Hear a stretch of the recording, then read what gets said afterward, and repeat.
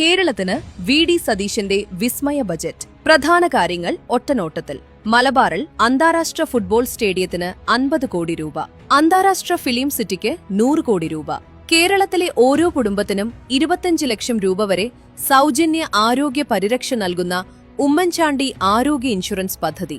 ആദ്യഘട്ടമായി 10 കോടി രൂപ. കേരളത്തിന്റെ സമുദ്ര സമ്പദ് വ്യവസ്ഥ, തുറമുഖങ്ങൾ, green bunkering, maritime museum, port അധിഷ്ഠിത വികസനം എന്നിവയ്ക്കായി മിഷൻ സമുദ്രയ്ക്ക് 400 കോടി രൂപ.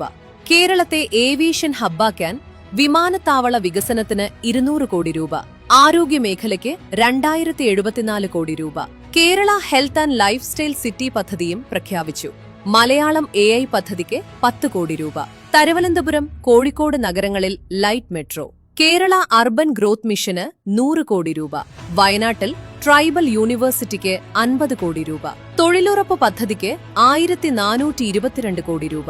ഇലക്ട്രിക് കാറുകൾക്ക് വില കുറയാൻ സാധ്യത. മദ്യവില ഉയരും. റബ്ബർ താങ്ങുവില 250 രൂപയായി ഉയർത്തി. സ്വകാര്യ ബസ് ഓപ്പറേറ്റർമാർക്ക് 50% നികുതി ഇളവും പ്രഖ്യാപിച്ചു.